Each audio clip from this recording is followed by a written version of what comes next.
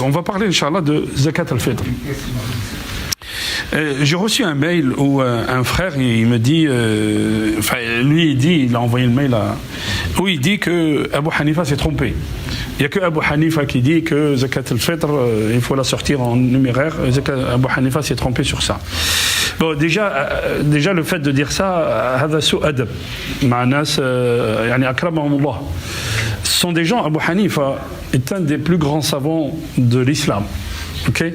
Abu Hanifa, quand il donne un avis, il ne donne pas un avis comme ça de sa tête. Hein. Alors, c'est quoi la différence entre Madrasat al-Imam Malik, qui était à Médine, et Madrasat Abu Hanifa, qui était en Irak? Abu Hanifa est d'origine perse, mais il a vécu en Irak. Alors, si vous regardez la carte, l'Irak c'est un carrefour. Si vous regardez la carte, l'Irak c'est un carrefour, et un carrefour d'influence et d'influence. Ça veut dire quoi? Ça veut dire qu'en Irak, il y avait toutes les idées qu'on peut imaginer. En plus, l'Irak était sous influence perse. Et il y avait beaucoup de Perses qui n'ont pas aimé d'être, de leur enlever leur pouvoir comme ça. Donc il y avait beaucoup de zanadiqa. Vous savez ce que ça veut dire un zandiq? C'est quelqu'un qui disait qu'il était musulman, mais qui essayait de détruire l'islam de l'intérieur. Du coup, Abu Hanifa, كما يقولوا رئيس مدرسة الرأي. Ça veut dire quoi مدرسة الرأي? C'est l'école de l'avis juridique. كان لا يأخذ بالحديث. Alors attendez, comprenez bien. Abu Hanifa est mort en 150 hijri. 150 hijri, ok? Al-Bukhari, il était quand? Al-Bukhari, il était au 3e siècle. Donc, presque 150 ans après Abu Hanifa. Le premier qui a compilé le hadith, vous savez qui c'est? C'est l'imam Malik, dans le Muwatta. L'imam Malik est mort en 179. L'imam Shafi'i, il est né l'année de mort de Abu Hanifa. L'imam Shafi'i, il est né en 150 hijri, il est mort en 202. Et l'imam Ahmed, qui était un des maîtres de l'imam al-Bukhari, est mort en 242, je crois en 247. Donc vous voyez, l'imam al-Bukhari est venu après tous les aïmas. Bon, Abu Hanifa, il ne prenait pas le hadith. Pourquoi? Parce qu'il y avait beaucoup de zanadiqa. Donc lui, il prenait l'aya. Wa tuhaqqahu yawma hasadih. Abu Hanifa, il dit, fi zakat, l'imam Malik et les autres imams, ils disent fi zakat az-zuru'. Quand on parle des tomates, des oranges, des agrumes, tout ça, est-ce qu'il y a une zakat dessus? Non, il n'y a pas de zakat. Mais hada qawl al-jumhur, c'est l'imam Malik, l'imam Ahmed, ils disent tout ça. L'imam Abu Hanifa, il dit non. Et il dit zakat az-zuru', il faut sortir la zakat. Pourquoi? L'aya wa atu haqqahu yawma hasadih. Et prend l'aya. Il ne faut pas le négliger. Voilà, c'est une interprétation d'une aya. Il ne se base pas sur sa tête. Il faut arrêter, les frères, de prendre un avis et dire lui il s'est trompé, lui il a raison. Mais tu es qui, toi? Explique-nous, frère, toi tu es qui par rapport à l'imam Ahmed, l'imam Abu Hanifa, l'imam Malik, ou l'ulama al-Fatahila? Tu es qui? Est-ce que tu connais la différence entre dalalatul nassi wa isharatul nassi? Tu sais la différence? Usul al-fiqh, tu as fait la différence? قريت القواعد الفقهية، قريت القواعد الأصولية. يعني voilà, tu as lu les règles de fondement de jurisprudence, les règles de fiqh en islam. C'est هذا دين علم. العلم كان لا يسمى العالم عالما إلا بعد الأربعين. C'est que ça veut dire الأربعين. C'est pas après 40 ans. Après 40 ans d'études. Tu fais pas un bac plus 3 et tu deviens alim. Non. Après 40 ans d'études. Et wallahi wallahi أيها الإخوة. والله والله أنا أشهد على نفسي. Plus tu apprends, plus tu vois que tu es jahil. Plus tu vois que tu connais rien en fait. Parce qu'il y a des pans entiers de choses que tu ne maîtrises pas. Bon, je reviens. Abu Hanifa, il était en Irak. Madrasatul Ra'i. L'imam Malik, il était à Médine et ça s'appelle Madrasatul Athar. Ça veut dire quoi Madrasatul Athar? C'est les traces. L'athar min al-sahaba, l'athar min al-nabi sallallahu alayhi wa sallam, l'athar min al-tabi'in. Où l'imam Malik, il a pris sa science des 7 grands savants de Médine.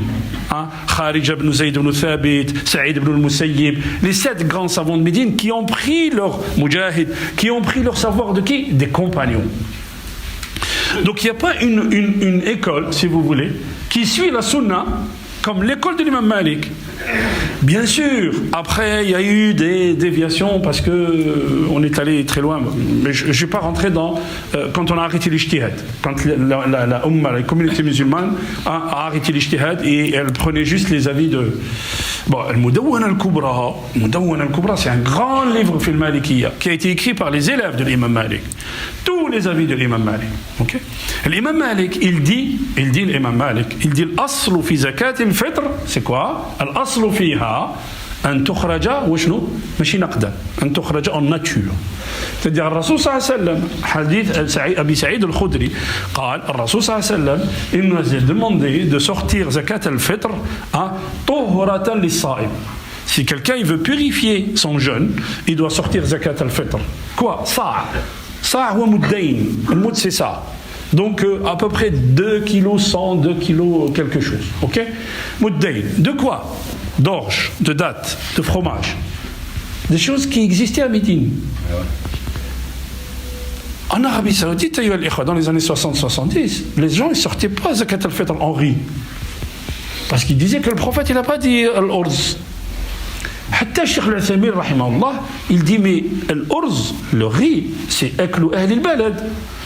Al-urz, c'est ce qu'on mange. Et donc le Rasul sallallahu alayhi wa sallam, il dit vous sortez de ce que vous mangez. On est bien d'accord. Sinon, on va rester sur l'orge et les dattes. Et non, les choses évoluent par rapport à l'évolution aussi de la société. Bon. Donc, on a dit l'asl, c'est quoi? An tukhrijaha, qu'est-ce que j'ai dit? En nature. L'asl que tu sors zakat al-fitr en nature. Et ça, c'est qawlul jumhur. Ok? On est bien d'accord? Ok. C'est ce qu'il faut expliquer aux gens, en fait. Il ne faut pas l'insan yahajjar ala nas.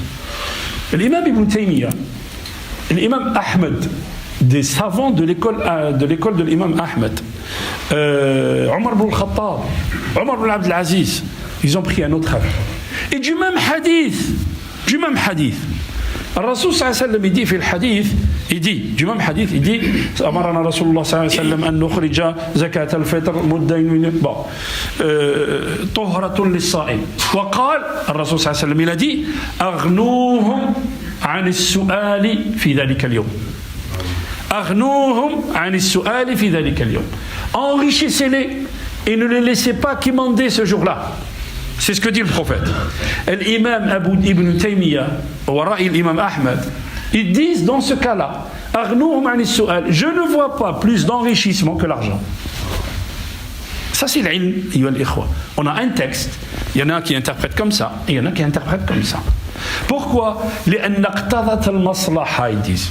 اقتضت المصلحة. المصلحة c'est quoi المصلحة? C'est l'intérêt commun. Je vous donne un autre exemple de l'intérêt commun. En 2006, vous savez quand vous allez au Hajj, pour ceux qui ont eu la possibilité d'y aller, et pour ceux qui, Allah subhanahu wa ta'ala, Inch'Allah, ils vont au Hajj, Al-Rajm, le 12e jour, yani l'Eid, c'est le 10e, le 11e, c'est Yom al-Qarr, on reste, et le 12e jour, tu dois faire Al-Rajm après Dohr. Et tu dois finir avant le Maghreb et sortir. Si le Maghreb il tombe sur toi à Mina, tu dois rester à Mina. Vous suivez les frères? Bon, qu'est-ce qui s'est passé en 2006? En 2006, il y avait l'armée devant Rajm. Tu ne peux pas passer. On attend Dohr. Et les gens sont arrivés. Les gens, ils arrivent. Okay, les premiers arrivés, ils sont devant l'armée là. Et ils arrivent. Les gens continuent d'arriver. Toute la matinée, ils arrivent. Ils attendent qu'on lève le barrage pour aller faire Rajm. Et chacun, il avait ses valises, ses paquets avec lui. Il file le Rajm, il file à la Mecque. Parce que le Rajm, il est sur le chemin de la Mecque. Une fois qu'on a levé les barrages, qu'est-ce qui s'est passé? Une bousculade. 360 morts. Les ulama, ils n'ont pas hésité. Hifdhun nafs, la protection de la vie, est primordiale de faire un Rajm avant ou après le Maghreb.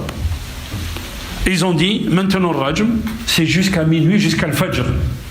Même si le prophète il l'a fait jusqu'à le Maghreb, nous on va le faire jusqu'à le Fajr. Et là maintenant vous avez des gens, ils y vont après le Maghreb, il n'y a personne qui fait le Rajm. Le matin c'est des autoroutes de gens, et après le Fajr, après l'Asr, après le Maghreb pardon, après l'Isha, les gens ils y vont, il n'y a personne. Alaj, al-maslaha, hifdhun nafs, c'est plus important que... Si quelqu'un n'a pas compris ce que c'est le maslaha, ce que c'est le masalih al-mursala, ce que c'est... Et là, il prend un hadith, il le sort de son contexte, et puis il dit, regarde le hadith. Je vous donne un hadith. نهانا رسول الله صلى الله عليه وسلم عن أكل الأضحية يوم العيد. حديث صحيح رواه مسلم والبخاري. Sahabi dit, le prophète nous a interdit de manger de la bête immolée le jour de l'Eid. Qu'est-ce que vous pensez de ça? Hadith sahih. Si on sort le hadith de son contexte, quand est-ce que le prophète il a dit ça? Et est-ce qu'il y a un hadith qui abroge ça? Le prophète a dit ça à la 9e année de sa présence à Médine. À la 9e année, il y avait le Wufoud, il y avait des délégations qui venaient à Médine pour déclarer leur islam, parce que la conquête de la Mecque a eu lieu un an avant. Donc les gens ils venaient à Médine.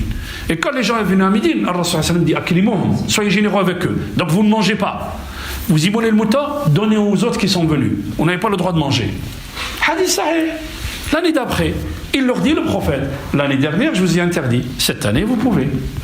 Mais si tu prends le premier hadith et tu le sors de son contexte, pour quelqu'un qui ne sait pas, ok? Donc on a dit, nafs al-hadith, certains savants l'autorisent, parce que le prophète sallallahu alayhi wa sallam a dit à Mu'adh ibn Jabal, cette année ne me ramène pas des dates, ne me ramène pas de la nourriture, ramène-nous des habits du Yémen, ramène-nous des habits du Yémen.